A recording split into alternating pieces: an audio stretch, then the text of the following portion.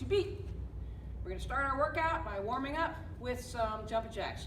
I'm gonna count the first 10, you count the second 10. We're gonna do 20, all right? Here we go.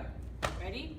Hana, to, set, net, toss it, yos it, ilda, yodol, oho, yo. All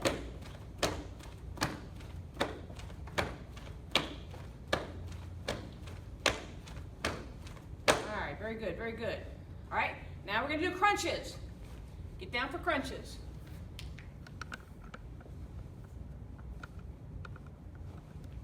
Here we go. Reach over your knees. Hana, to, set, net, toss it, yos it, ilda, yodol, oho, yo. You count.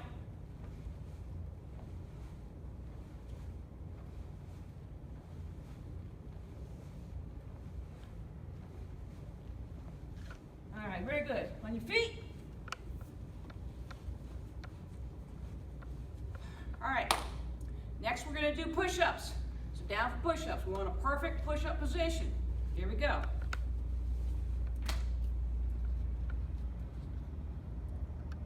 All right, we're gonna do 10. We'll count them together. Hana, to, set, net, toss it, yos it, ilda, yodol, oho, yo. All right, now we're going to issue a challenge.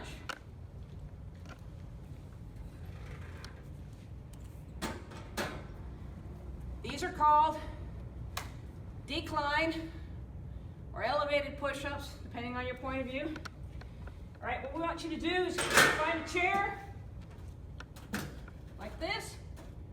Put your feet up on top of it, and you're going to push up down, all right? Now, this is harder because most of your weight is forward. The challenge is, can you do 10? If you can, send us a video and prove it. Here we go.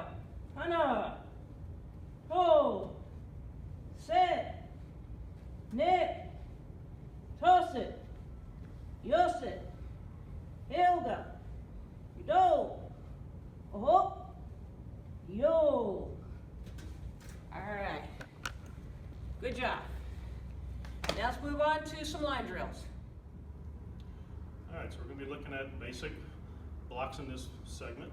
So we're going to be working on double fist block in a front stance and in a fighting stance. And we're going to look at knife hands or pseudo techniques. So the first one is Chungko Sung Su, which is a double fist block in a front stance. Again, always stepping with the left foot first. This technique, again, double fist, two fists come together to the opposite side of the body as you step forward. You're going to do an in to out motion with the lead arm.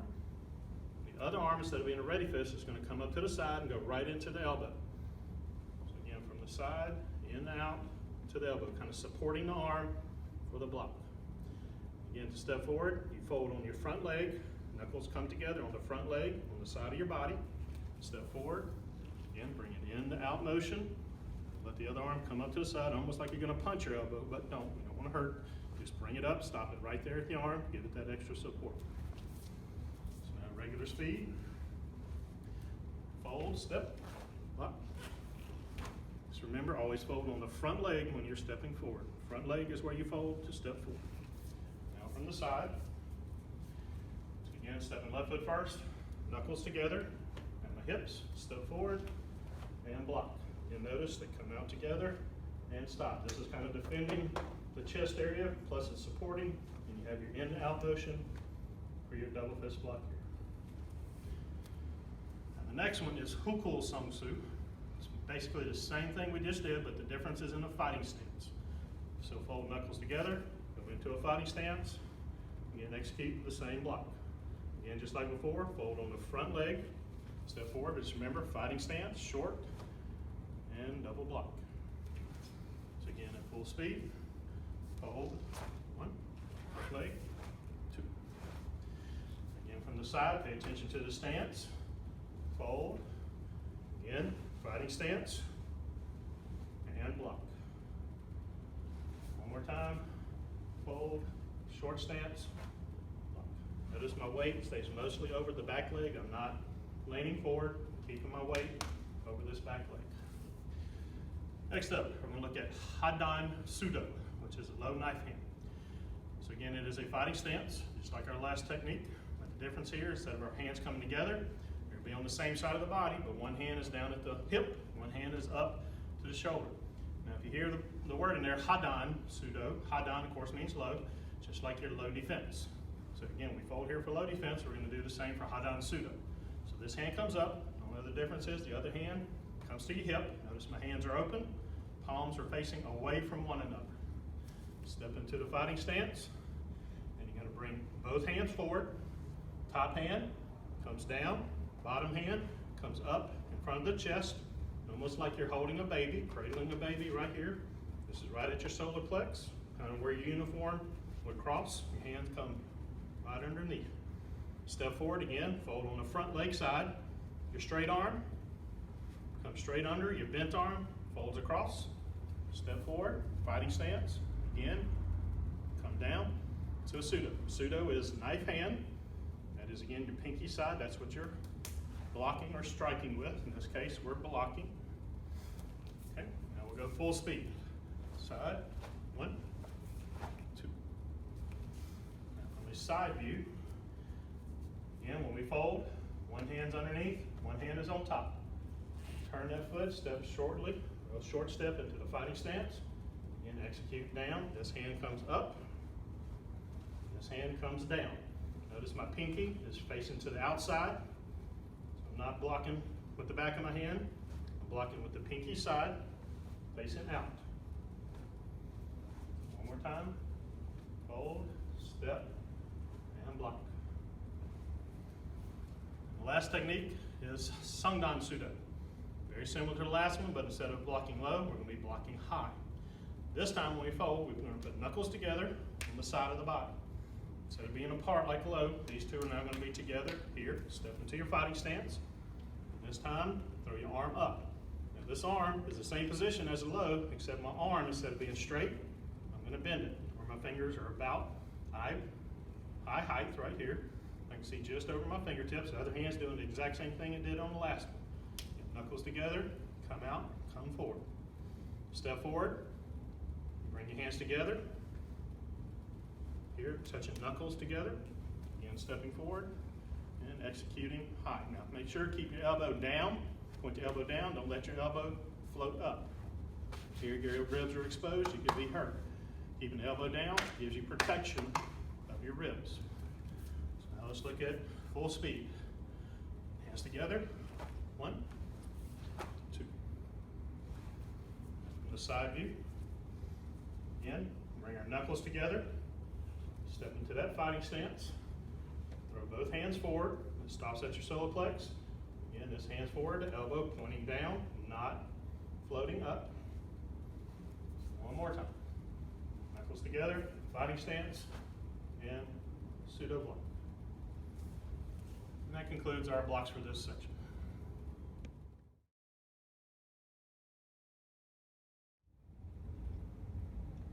All right, next, the two-step series. We're going to start with this two-step front kick. Notice he jumps with the back leg and kicks with the front leg into a regular just front kick. Knee up and front leg kicks. Again, notice he's jumping up, not forward. Front leg kicks, back leg jumps. All right, and the two-step roundhouse kick. Again, he jumps with the back leg and kicks with the front leg. As he does so, he twists his hips in midair to execute a proper roundhouse kick. Again, he jumps up and not forward. As seen from the side, back leg jumps, front leg kicks. And he twists his hips in midair.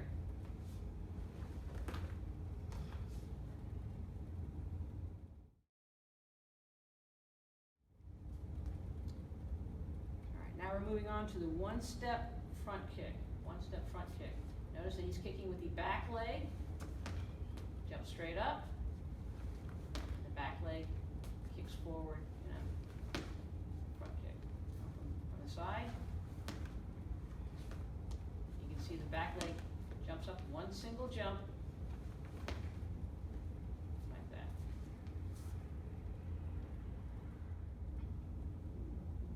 Next, the one-step roundhouse kick. The one-step roundhouse kick. Again, he's kicking with the back leg, twisting his hips in middle air so that he can execute a proper roundhouse technique. Notice he's jumping up and not forward. He's not jumping at you, he's jumping straight up. Now from the side, and his hips twist in midair to execute the roundhouse kick.